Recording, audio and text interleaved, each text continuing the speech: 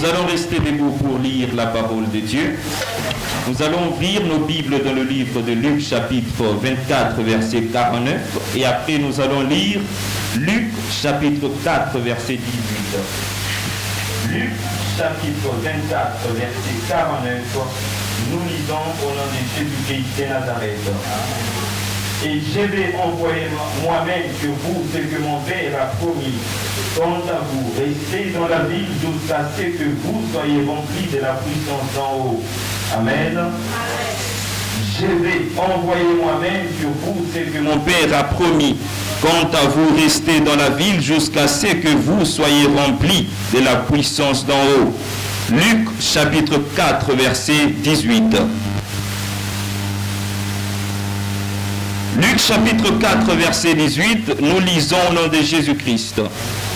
L'Esprit du Seigneur est sur moi. Il m'a consacré pour apporter la bonne nouvelle aux pauvres.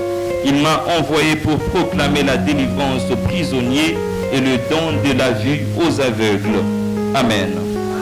Vous pouvez vous asseoir, s'il vous plaît. Premièrement, avant de continuer, je vais vous saluer dans le nom de Jésus-Christ. Et je suis dans une très grande joie de me tenir encore une fois de plus au devant de vous ce matin. Est-ce que tu peux saluer ton voisin de ma part? Et bien aimés mes frères, je suis en plus très content de vous voir très nombreux aujourd'hui. En semaine, il y a eu beaucoup de gens qui n'étaient pas venus. Mais ce qui est sûr est que ceux qui étaient venus avaient certainement reçu quelque chose de la part de Dieu.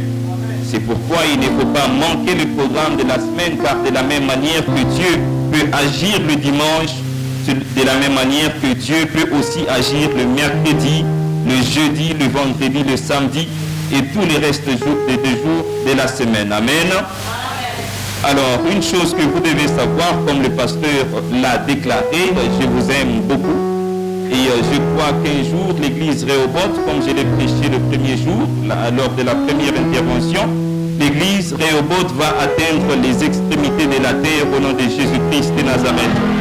Et certainement, cette église va grandir et elle va grandir et grandir encore. Et de cette église viendront des grands hommes de Dieu et des grandes femmes de Dieu. Si tu es parmi ces hommes, tu vas te manifester. Si tu es parmi ces femmes, tu vas te manifester parce que Dieu va faire des grandes choses à travers cette église. Amen. Je prie que tout Kinshasa puisse entendre parler de l'église Rehoboth qui est dans un lieu isolé de Kinshasa. Même si vous êtes à Matadi-Kibala, on va entendre parler de vous jusqu'aux extrémités de Kinshasa au nom puissant de Jésus-Christ de Nazareth. Est-ce que je parle à quelqu'un ce matin? Alors nous sommes dans un grand thème, la moisson est grande. Est-ce que tu peux dire à ton voisin, la moisson est grande? Est-ce que tu peux bien lui dire, la moisson est très grande? Et le mercredi, lors de la première intervention, je vous ai parlé dans un sous-thème, aller jusqu'aux extrémités de la terre, et c'est une prédication que vous pouvez trouver sur ma page Facebook, Pasteur Carmel Mbouéboué, si vous voulez certainement la suivre. Et lors de la deuxième intervention, j'avais parlé dans un sous-thème intitulé « Quelques canaux pour évangéliser ou pour moissonner ». Et lors de la deuxième intervention, j'avais parlé en survolant d'un seul canal, vous disant qu'aujourd'hui, j'allais continuer dans le même sous-thème. C'est-à-dire qu'aujourd'hui, nous allons parler dans le même sous-thème, quelques canaux pour moissonner. Est-ce que tu peux dire à ton voisin, quelques canaux pour moissonner? Répète bien, quelques canaux pour moissonner. Alors nous avions parlé d'un seul canal en survolant, à savoir la prière. Est-ce que tu peux dire à ton voisin la prière? Amen. Parmi plusieurs définitions de la prière, nous avions dit que la prière, c'est un moyen de Dieu accordé aux hommes pour amener dans la moisson de Dieu plusieurs ouvriers. C'est un moyen de Dieu accordé aux hommes pour amener plusieurs moissonneurs ou plusieurs ouvriers dans la moisson de Dieu. Jésus-Christ a dit, la moisson est grande, mais il n'y a que peu d'ouvriers. Priez que Dieu envoie des ouvriers dans sa moisson. Jésus-Christ présente un problème et sa solution. Le problème, c'est le manque d'ouvriers dans la moisson qui est déjà très grande. Mais la solution, c'est de prier que Dieu envoie des ouvriers dans la moisson. Le problème, ce n'est pas un manque de moisson. Le problème, ce n'est pas un manque d'espace pour moissonner. Mais le problème, c'est qu'il y a insuffisance d'ouvriers dans la moisson divine. Et la seule solution que Jésus présente face à ces problèmes, c'est la prière. Amen. Et là, nous avions dit que le moissonneur, c'est une personne qui doit prier. Ça doit être un homme de prière. Car lorsqu'il prie, c'est comme Marie qui était au pied de Jésus-Christ, disposée à écouter les paroles de Jésus-Christ.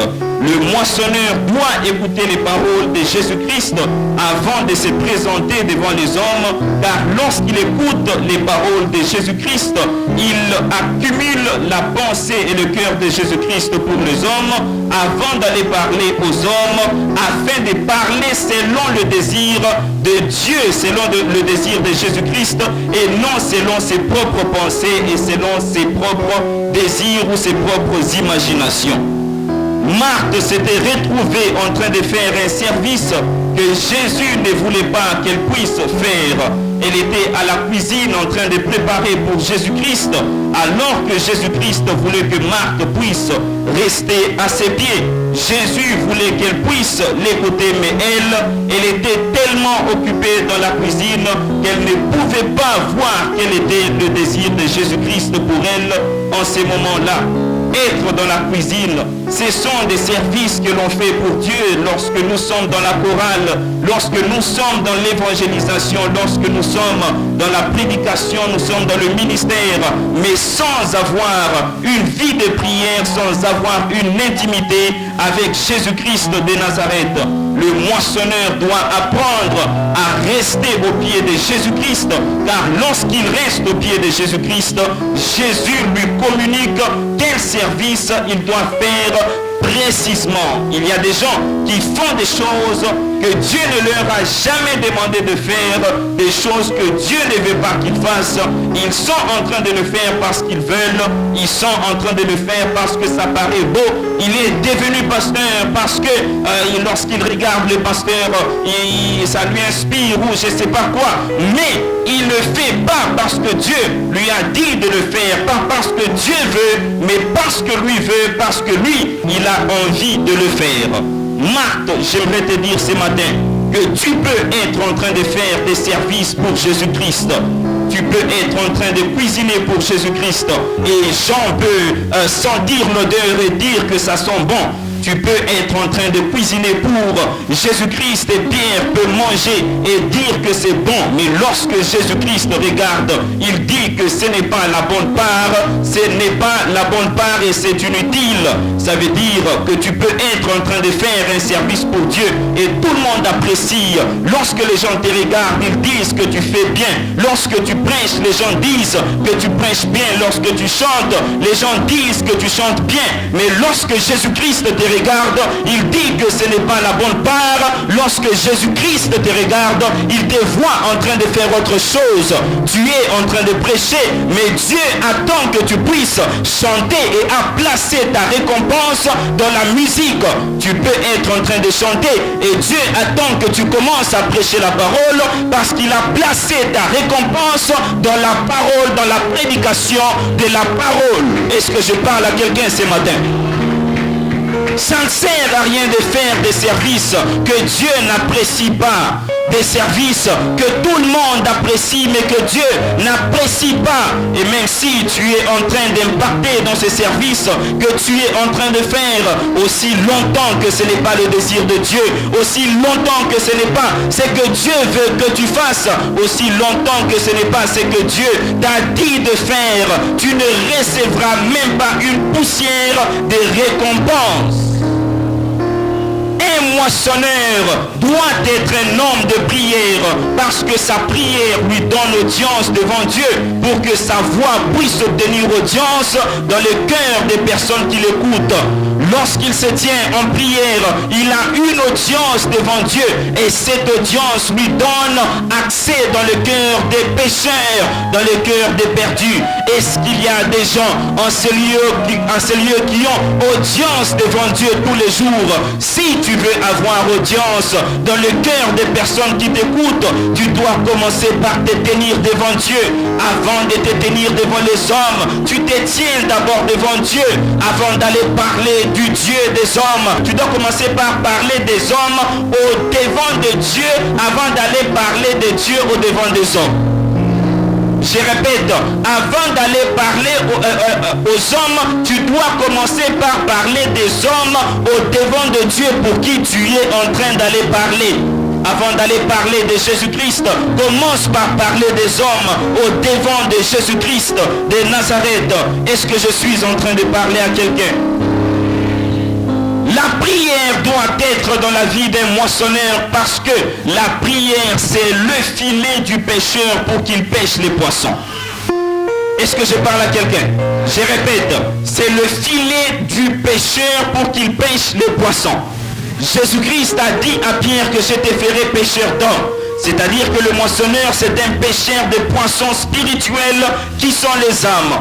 Et tu ne peux pas dire que tu es un pêcheur de poissons lorsque tu n'as pas un filet. Aucun pêcheur ne peut dire que je vais pêcher les poissons alors qu'il n'a même pas un petit filet. Et bien aimé, toi aussi, tu dois avoir les filets de la prière, le filet de la prière qui te permet de jeter dans la mer afin d'attraper les poissons spirituels qui sont les âmes que Dieu a déjà mises à ta disposition.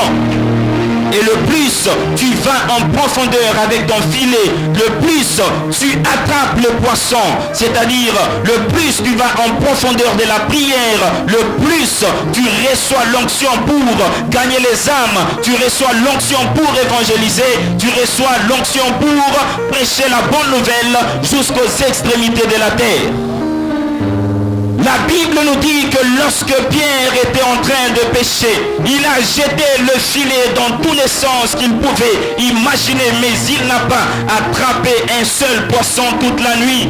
Mais lorsque Jésus-Christ est venu vers lui, il lui a dit: avance en pleine eau et jette ton filet. Et lorsque Pierre a fait ainsi, il a attrapé des multitudes de poissons. Bien-aimé, j'aimerais te dire que tu dois aller en profondeur. Si tu veux attraper des poissons, tu dois t'approcher dans la profondeur. Si tu veux recevoir une onction particulière, tu dois aller en profondeur. Si tu veux aller jusqu'aux extrémités de la terre, car au fur et à mesure que tu vas en profondeur, tu reçois encore plus de la part de Dieu, car la prière attire l'onction. La prière attire l'onction. La prière attire l'onction pour annoncer la bonne nouvelle. Lorsque Pierre était dans la chambre haute, il a tiré l'onction divine, il a tiré la puissance de Dieu. Et un jour, tout à coup, l'Esprit de Dieu est venu sur eux comme un vent puissant. Et bien aimé, lorsque tu es aussi en prière, Dieu un jour te fera un tout à coup. Tu recevras une onction particulière et une puissance violente au nom puissant de Jésus-Christ de Nazareth. Va en profondeur et annonce l'évangile. Si les gens ne se convertissent pas, reviens encore dans la profondeur. Va annoncer l'évangile. Et si les gens ne se convertissent pas, rentre encore dans la profondeur et annonce l'évangile jusqu'à ce qu'un jour tu vas parler de la part de Dieu et les hommes t'écouteront comme si tu avais un feu qui sort de ta bouche. La Bible nous dit que lorsque Jésus-Christ était sur le chemin d'Emmaüs, il parlait aux deux disciples. Et les disciples sentaient comme si il y avait un feu dans leur cœur. Les gens qui ont la puissance de Jésus-Christ, ce sont des hommes qui, lorsqu'ils parlent, les hommes sentent le feu dans le cœur. Les hommes sentent le feu dans le cœur. Et ça, ce sont des hommes de prière qui peuvent stimuler le feu. Le feu ne s'allume pas aussi longtemps qu'il n'y a pas de bois pour allumer le feu. Et le bois spirituel pour allumer le feu, c'est la prière. La Bible nous dit dans le livre d'Agé que monter sur la montagne et prenez du bois. Et bien aimé aussi, nous devons apprendre à amener du bois afin de pouvoir allumer le feu spirituel, le feu de la prière. Et je prie ce matin que Dieu puisse allumer le feu dans ton cœur au nom puissant de Jésus-Christ. Que Dieu puisse mettre le feu dans ta bouche, que tu vomisses le feu au nom puissant de Jésus-Christ. Vomis le feu au nom de Jésus. Vomis le feu au nom de Jésus. Vomis le feu au nom de Jésus. Vomis le feu au nom de Jésus-Christ de Nazareth. La Bible nous dit que lorsque Pierre a obéi à l'ordre de Jésus-Christ, il a jeté son filet dans la profondeur. Et lorsqu'il a soulevé le filet était devenu lourd. Bien aimé, lorsque tu vas en profondeur, un jour tu vas soulever ton filet, mais tu vas sentir que le filet est devenu lourd. Et je prie ce matin que Dieu puisse remplir ton filet au nom de Jésus-Christ de Nazareth. Que Dieu remplisse ton filet au nom de Jésus-Christ de Nazareth. Que tes voisins viennent t'aider à soulever ton filet. La Bible nous dit que les voisins étaient venus soulever le filet de Pierre et la barque de Pierre avait commencé à s'enfoncer. Et je prie ce matin que Dieu puisse amener ta barque à s'enfoncer au nom de Jésus-Christ de Nazareth, à cause de la quantité de poissons qui seront remplis dans ta barque. C'est-à-dire que Dieu puisse remplir ton ministère, que Dieu puisse te faire overflow au nom de Jésus-Christ. Ce matin, c'est un matin d'overflow. Répète après moi, overflow. Débordement. Pierre s'était aiguisé dans la prière. Il avait cousu son filet dans la prière, dans la chambre haute.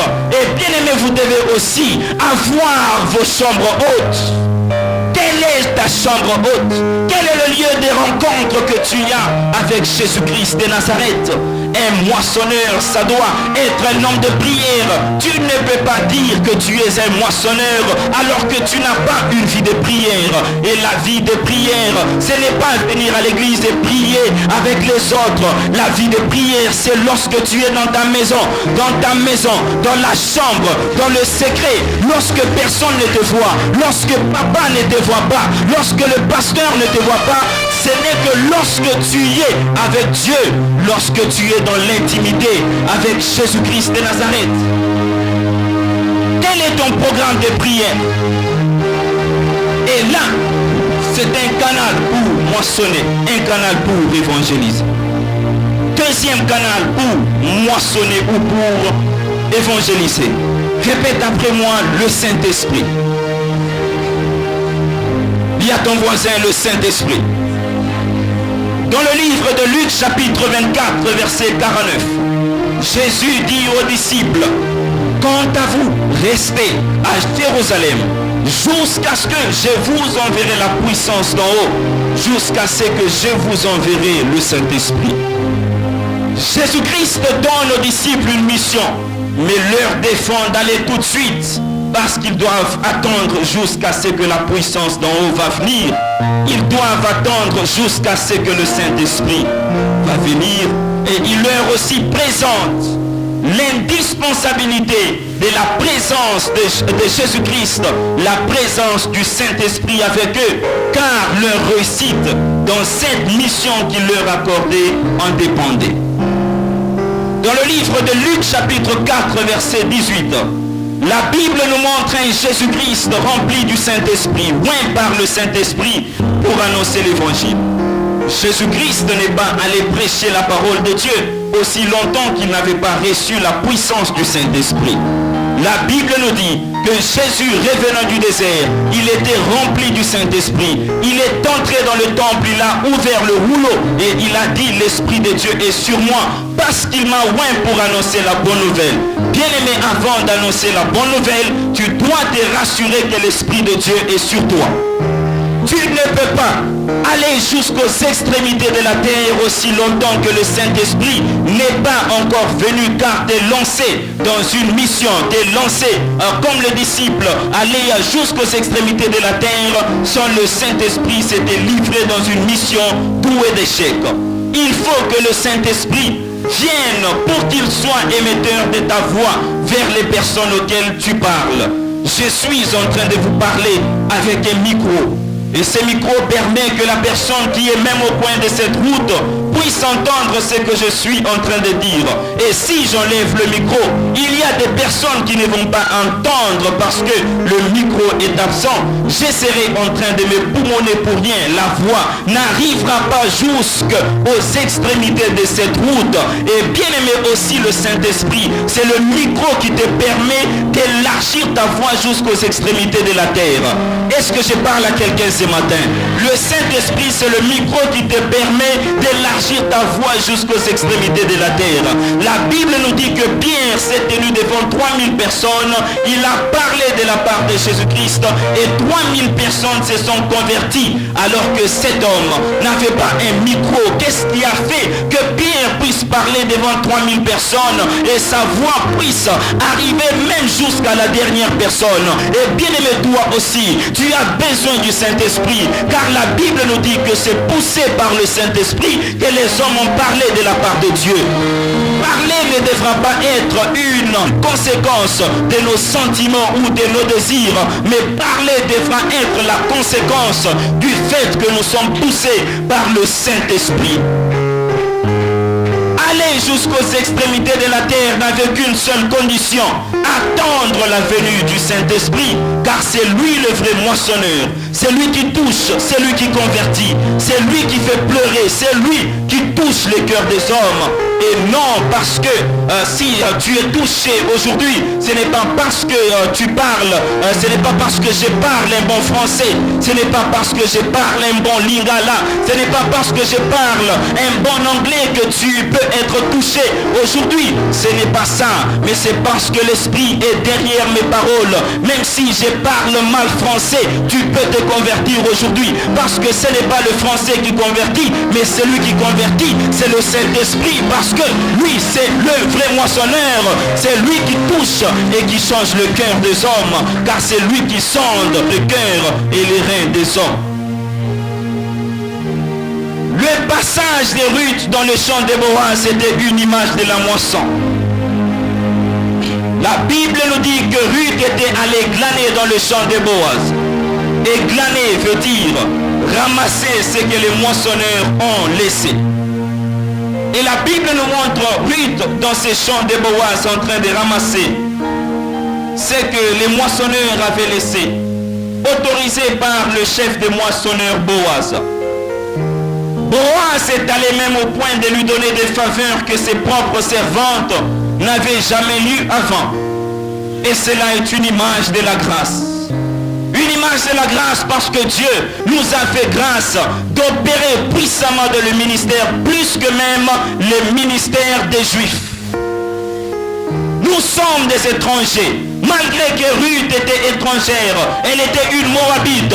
Boaz lui a donné des opportunités et des faveurs que ses propres servantes n'avaient pas. Et bien aimé, tu es une Ruth. Dieu t'a fait la grâce d'avoir un ministère puissant, plus que même les Israélites, plus que même les Juifs. Et tu as cette grâce, tu dois la maximiser. Tu dois la maximiser parce qu'elle est temporaire. Nous avons reçu la grâce. Boaz a donné des faveurs jusqu'à dire aux moissonneurs de laisser expressement les épis, afin que Ruth vienne les ramasser facilement. Et c'est la marche en parallèle avec l'évangélisation, avec la moisson. L'épi, ce sont les âmes, ce sont les perdus. Et le chant de Boaz, le chant de Boaz, c'est la moisson dont Jésus-Christ parle dans le livre de Luc chapitre 10, verset 2.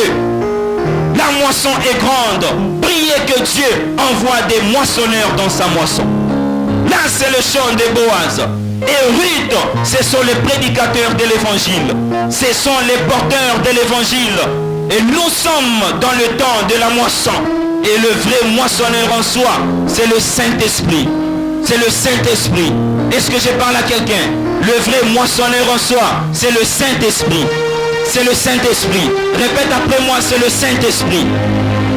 C'est le Saint-Esprit qui coupe déjà l'épi avant que le glaneur, qui est le porteur de l'évangile, vienne ramasser l'épi qu'il a déjà coupé. Prêcher la bonne nouvelle, c'est ramasser les épis que le vrai moissonneur a déjà détachés dans le champ de Boaz.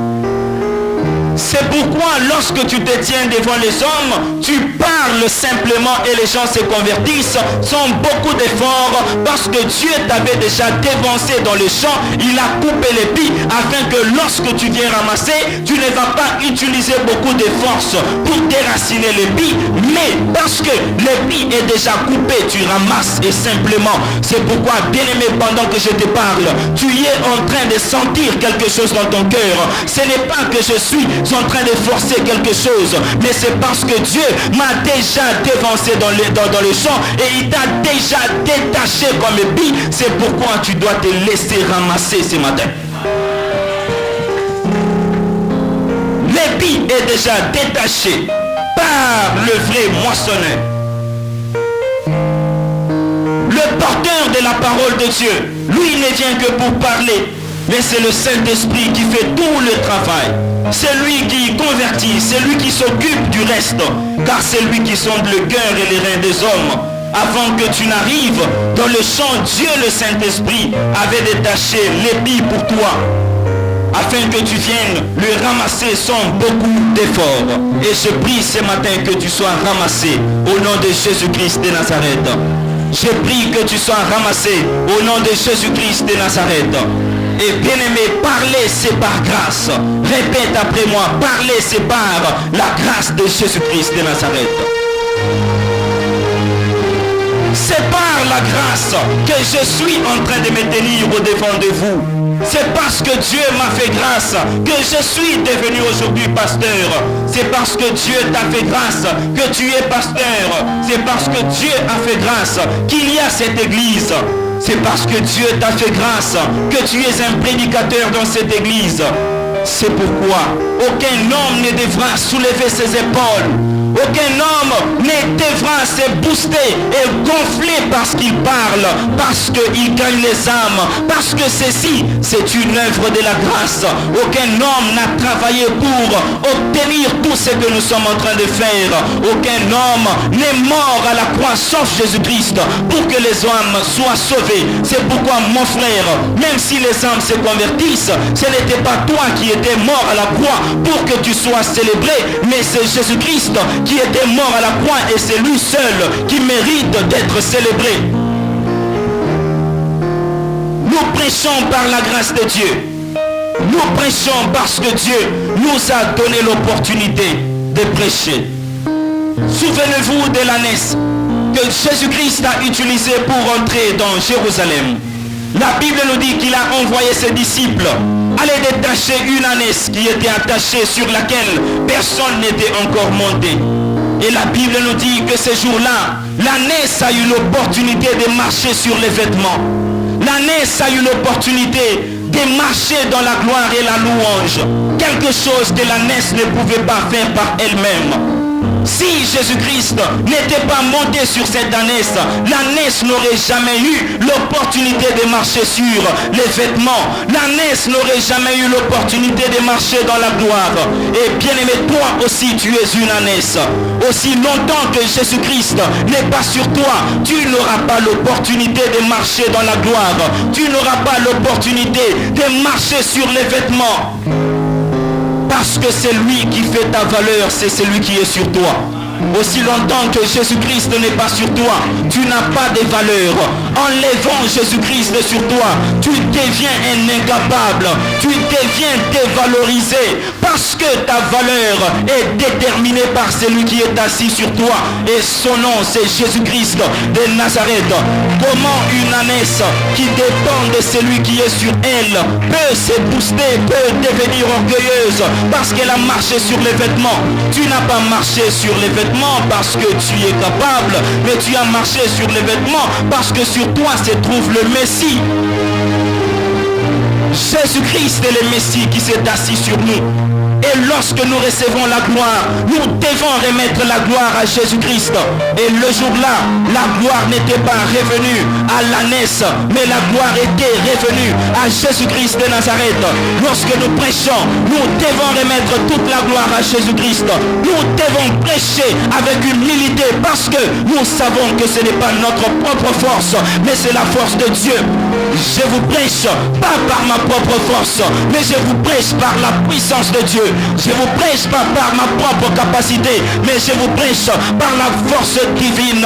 Dieu m'a emprunté sa force pour vous parler ce matin. Et je sais que si j'abuse, Jésus-Christ va me l'enlever. Et je ne serai pas capable de vous parler ce matin. Je vais tâtonner, je vais me perdre. Je ne saurai pas par où commencer parce que c'est Dieu qui me donne la force de vous parler. C'est Dieu qui me donne la puissance de vous parler ce matin.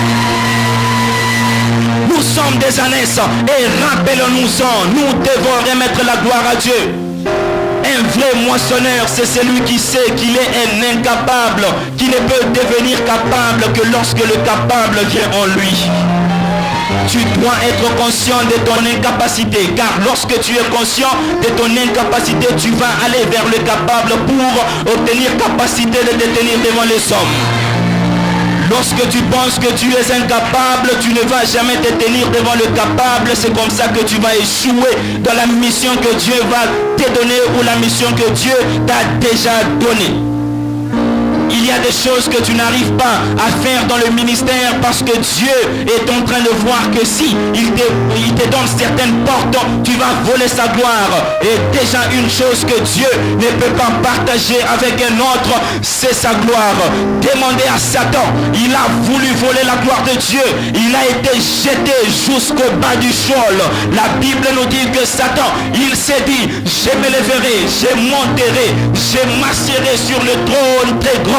Et Dieu a vu ça, il a baissé. Bien-aimé, le diable pensait que le chemin pour aller au-dessus se trouvait au-dessus, alors que le chemin pour aller au-dessus se trouvait en bas. Il a dit, je m'élèverai, je monterai. Il pensait que pour aller en haut, pour être élevé, il faut s'élever, il faut aller au-dessus. Mais le chemin pour aller au-dessus n'était pas au-dessus, mais le chemin pour aller au-dessus se trouvait en bas. C'est pourquoi le Fils de Dieu avait compris cela. Il ne s'est pas élevé, mais il s'est humilié jusqu'à mourir à la croix. C'est pourquoi Dieu l'a souverainement élevé, jusqu'à lui donner le nom qui est au-dessus de tous les noms, afin que tous genoux fléchissent et disent qu'il est Seigneur à la gloire de Dieu. Il n'est pas allé comme le diable, il n'est pas monté, mais il est descendu parce qu'il savait que pour monter, tu dois commencer en dessous. Et bien aimé, toi aussi, si tu veux monter, tu dois aller en bas, tu dois aller en bas, tu dois t'humilier, tu dois faire comme Jésus-Christ de Nazareth. Mais si tu fais comme le diable, tu vas finir comme le diable jusqu'au bas du Sheol. La Bible dit que Dieu résiste aux orgueilleux et fait grâce aux humbles.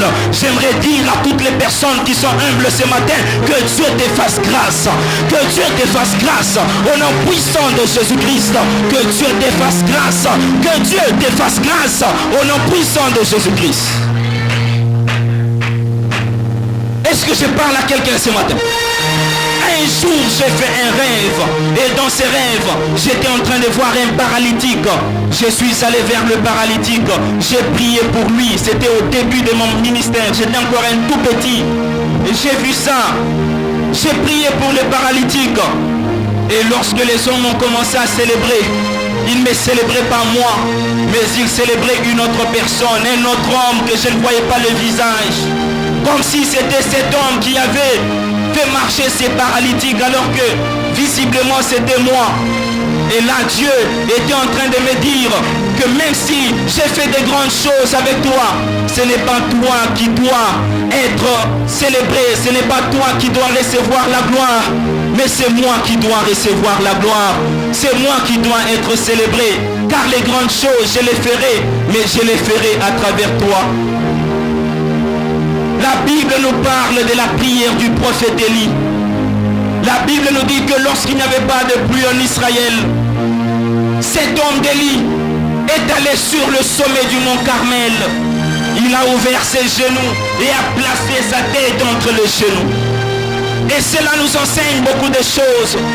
Cela nous enseigne qu'Élie avait voulu cacher sa tête pour que Christ, qui est la vraie tête de l'église, puisse apparaître, car un corps ne peut pas avoir de tête. Il fallait que la tête d'Élie disparaisse pour que la tête qui est Jésus-Christ de Nazareth apparaisse, afin que la pluie tombe en Israël. La pluie ne peut pas tomber en Israël aussi longtemps que Élie n'a pas encore caché sa tête. Bien-aimé, tu dois cacher ta tête. Tu dois cacher ton visage. Et que seule la tête qui est Jésus-Christ de Nazareth puisse apparaître. Et que la pluie puisse tomber en Israël. Que la pluie tombe dans ton ministère. Au nom puissant de Jésus-Christ. Que la pluie tombe dans ton ministère. Au nom de Jésus-Christ. Que la pluie tombe dans cette église. Je n'aimerais pas voir un jour dans cette église le culte de la personnalité, c'est-à-dire qu'à chaque fois on parle du pasteur, à chaque fois on dit pasteur John, Daddy John, Daddy John, Daddy John, tout est autour de Daddy John et on a oublié Jésus-Christ. Dans cette église, gardez Jésus-Christ, n'oubliez pas Jésus-Christ, rappelez-vous de Jésus-Christ, soyez avec Jésus-Christ, même lorsque Jésus-Christ va vous élever, souvenez-vous que vous êtes venu de quelque part avec Jésus-Christ de Nazareth. Même si vous atteignez les extrémités de la terre, rappelez-vous de votre origine, rappelez-vous d'où vous venez, rappelez-vous que vous venez de la brousse, rappelez-vous que vous venez de la brousse. Et lorsque vous serez exposé devant les hommes, rappelez aux hommes que vous étiez autrefois dans la brousse, car c'est ce que David a fait. Il a dit que le Dieu qui m'a délivré en brousse, c'est le Dieu qui va me donner la victoire devant le Goliath. Bien-aimé, j'aimerais te dire que c'est celui qui est. C'est celui qui se rappelle de la brousse qui peut avoir le courage de se battre contre Goliath. Lorsque tu te présentes devant les hommes et tu oublies la brousse, tu ne pourras jamais avoir le courage de te tenir devant Goliath, parce que ta victoire vient de ce que tu te souviens dans la brousse. Alors que tu y es encore en brousse, rappelle-toi que Dieu t'a amené quelque part. La Bible nous parle dans le livre d'Ésaïe chapitre 6, verset 6.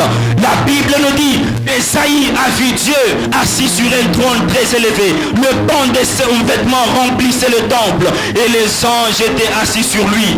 Ces anges avaient 6 ailes, 2 pour se couvrir le pied, 2 pour voler et 2 pour se couvrir le visage. La Bible nous dit que les anges se couvraient le visage. Et Ésaïe était en train de regarder pourquoi les anges se couvraient le visage. Parce que cela est un signe d'humilité des anges. Les anges sont humbles. En ce jour-là, il ne voulait pas que Ésaïe puisse focaliser ses yeux sur les anges. Mais il voulait qu'Ésaïe focalise ses yeux sur Dieu qu'il était en train de voir. Dieu nous a donné des ailes. Nous devons couvrir nos visages. Ouvre ton visage. Même lorsque tu es devant les hommes, dis-leur que ce n'est pas moi. Ce n'est pas moi, mais c'est Dieu. Ce n'est pas moi, mais c'est Dieu. La Bible nous dit qu'à chaque fois que les apôtres faisaient des miracles, ils étaient prêts à déchirer leurs vêtements et dire que ce ne sont pas nous qui ont fait ces choses, mais c'est Dieu, c'est Jésus-Christ que vous avez crucifié. Bien-aimés, je vous apporte le même message en ce jour, que ce ne sont pas nous qui ont fait ces choses, mais c'est Jésus-Christ qui a été crucifié à la croix. C'est Jésus-Christ qui est mort pour nous à la croix. Couvre ton visage ce matin. Dis à ton voisin, couvre ton visage. Dis-lui avec autorité, couvre ton visage. Il y a un homme de Dieu qui a toujours dit que le propre de l'homme, c'est de s'exclamer. Le propre de l'homme devant le surnaturel ou le spectacle surnaturel, c'est de s'exclamer et exalter l'agent visible qui est l'instrument, qui est l'homme, et d'oublier la source invisible qui est Dieu. Mais c'est à l'instrument de rappeler à ses spectateurs que ce n'est pas lui, mais c'est Dieu qui est la source invisible. que tu dois faire, les gens vont toujours te célébrer. Les gens vont toujours dire que c'est toi, c'est toi. Mais c'est à toi de recadrer les hommes et leur dire que ce n'est pas moi, mais c'est Dieu. Nous devons veiller à ça.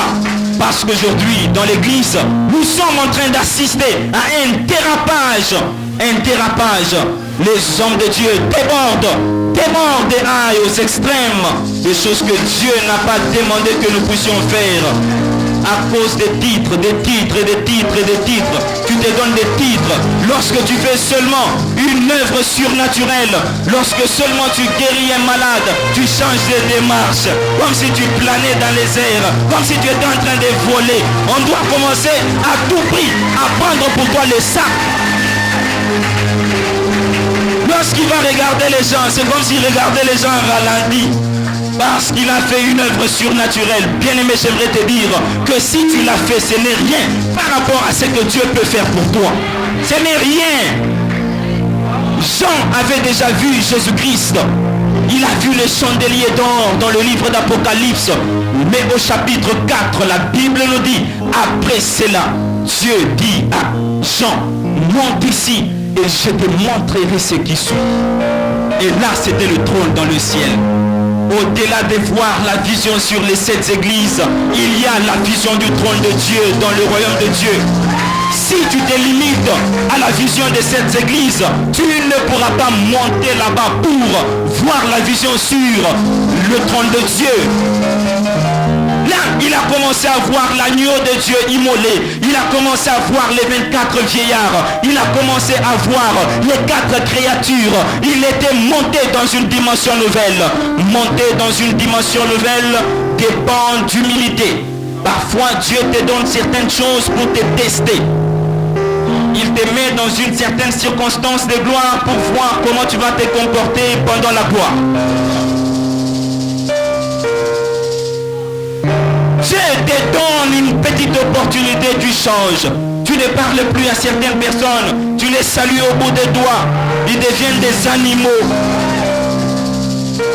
On doit prendre pour toi les sacs. S'il fait une petite erreur, tu le gueules.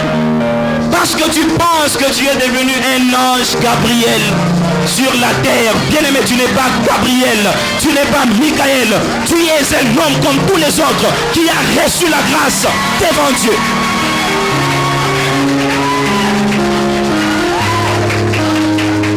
Souvenons-nous que c'est par la grâce de Dieu. Lorsque nous sommes dans la moisson, la Bible nous dit que lorsque l'ânesse s'était détachée, les disciples étaient envoyés détacher les ânesses. Et la Bible nous dit que pendant que l'ânesse était attachée, les disciples sont allés et ont fait comme Jésus-Christ leur avait dit. Mais lorsque la gloire est venue, elle n'est pas allée vers les disciples qui avaient détaché l'ânesse, mais la gloire est allée vers celui qui est assis sur les ânesses. Lorsque tu détaches l'ânesse, ce n'est pas pour que toi-même tu t'assoies sur l'ânesse, mais c'est pour que Jésus-Christ, pour qui tu as détaché l'ânesse, s'assoie.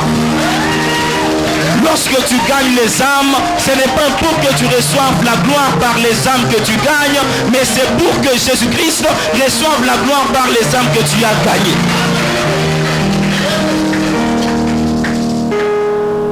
Qui va devenir humble? Je t'assure, Dieu t'élèvera. Dis à ton voisin, je t'assure que Dieu t'élèvera.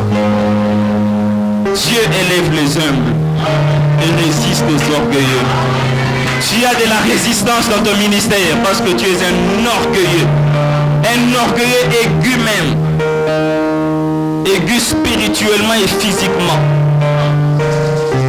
Tu n'es pas élevé dans la moisson en termes de finances parce que Dieu voit que lorsque tu auras l'argent, tu seras un orgueilleux. Lorsque tu achètes une petite chaussure, tu veux que tout le monde voie que tu as acheté une nouvelle chaussure. Tu veux impressionner tout le monde. C'est pourquoi Dieu te garde pauvre pour que tu sois humble comme tu l'es. Troisième canal pour moissonner. La sanctification. Répète après moi, la sanctification. Tu dois dois avoir une vie de sanctification. Répète à ton voisin, tu dois avoir une vie de sanctification. Ta vie doit être exemplaire. Répète à ton voisin, ta vie doit être exemplaire. Est-ce que je parle à quelqu'un? Lorsqu'on te regarde, on doit voir que tu es une prédication ambulante. Lorsqu'on te regarde, on voit que tu prêches dans tous les jours de ta vie. Lorsqu'on te regarde, on voit que tu ressembles à Jésus-Christ. Tu y es comme Jésus-Christ de Nazareth.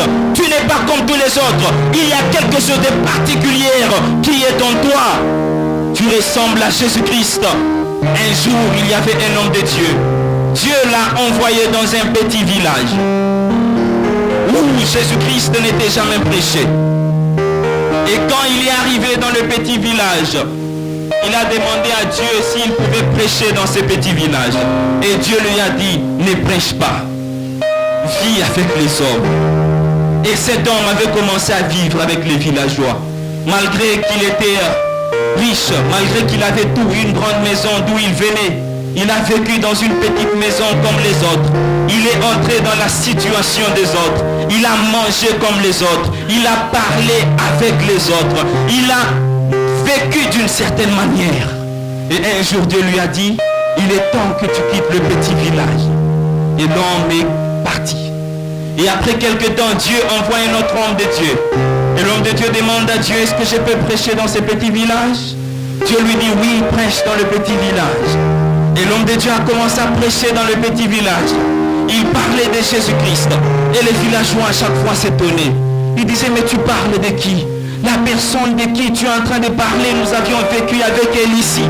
Cette personne vivait là-bas. Ce que tu dis, c'est ce que cette personne faisait.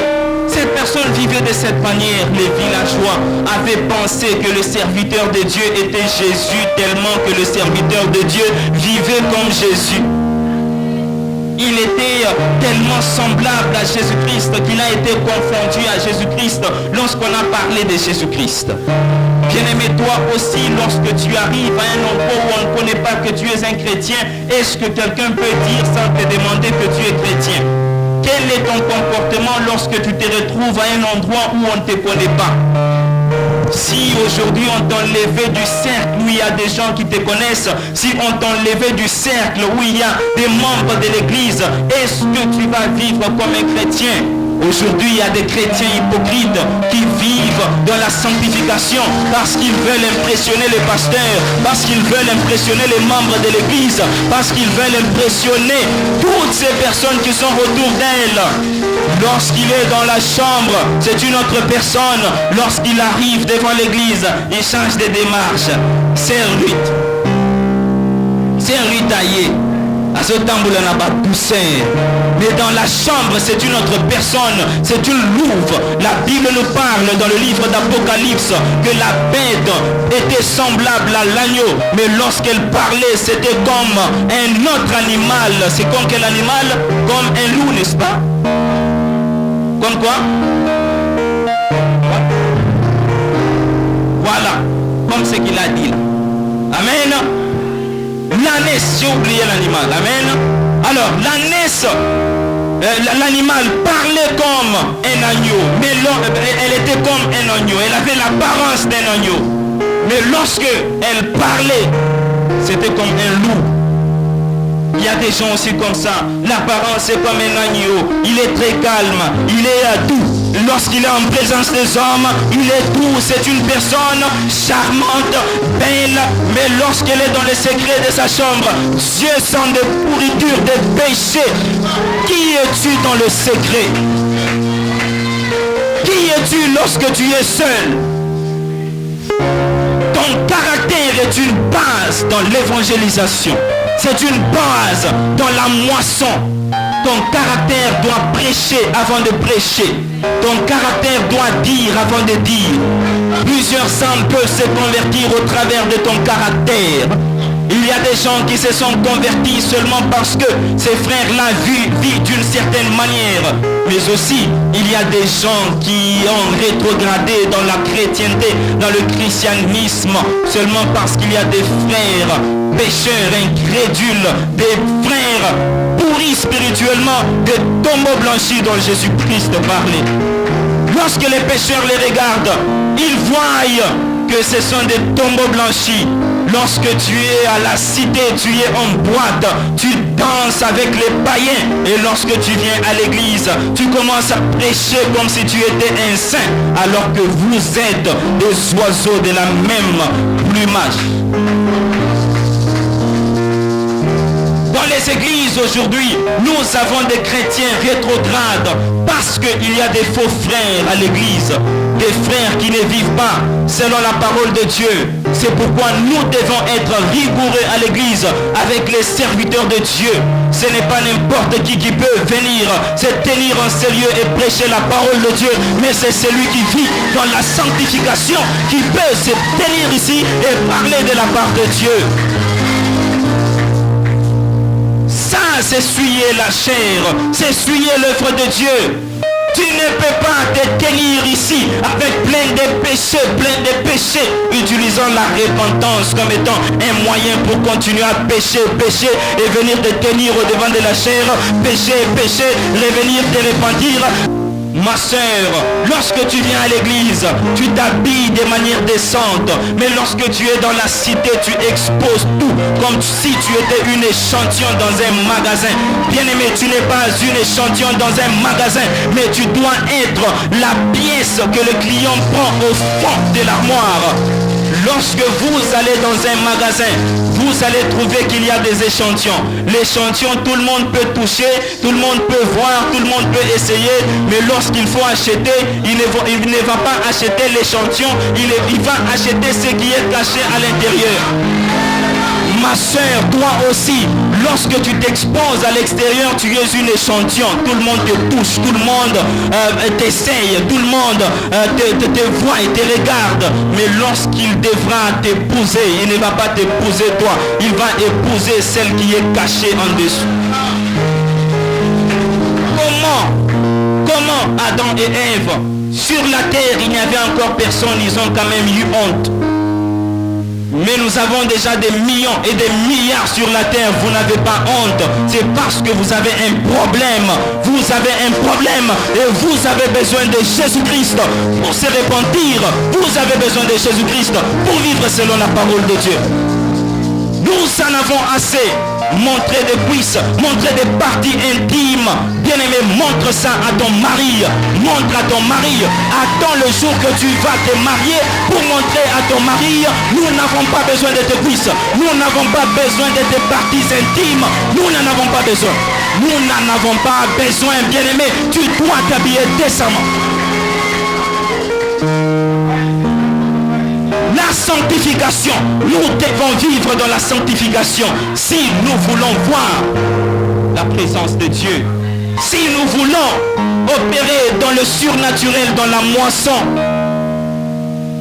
Comment peux-tu dire que tu veux voir Dieu dans la moisson alors que tu n'as même pas une dose de sanctification? La Bible dit rechercher la sanctification. D'abord, elle commence par rechercher la paix et la sanctification, sans laquelle personne ne verra Dieu. On nous parle de deux choses. Il y a la paix avec tous et la sanctification. Mais lorsque la phrase continue, on dit sans laquelle. Normalement, on devait dire sans lesquelles. Parce que sans la paix avec tous, tu peux toujours voir Dieu. Mais sans la sanctification, tu ne peux jamais voir Dieu. Jésus-Christ n'était pas en paix avec tous, mais il avait la sanctification. C'est pourquoi il pouvait dire, Père, je te rends grâce parce que tu m'exauces toujours. Dieu ne t'exauce pas parce que tu n'as pas une vie de sanctification. Tu as une vie de péché et je te le dis clairement, je n'ai pas peur de te le dire parce que tu dois te convertir aujourd'hui, tu dois te repentir aujourd'hui.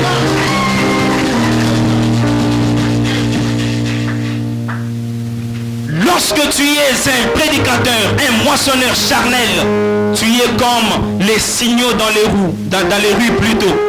Les signaux dans les rues montrent le chemin, mais ne partent jamais vers ces chemins. Tu vas trouver un poteau sur la route où c'est écrit avance encore à 100 mètres, avance encore à 200 mètres, va à gauche, va à droite. Cette avenue s'appelle telle avenue, l'autre avenue s'appelle telle avenue. Mais le panneau là lui-même est immobile, mais il n'est jamais parti vers cette direction. Bien-aimé, lorsque tu es un prédicateur charnel, pécheur, qui n'a pas la sanctification, tu es un poteau immobile qui montre le chemin de Jésus, mais qui n'a jamais pris le chemin de Jésus. C'est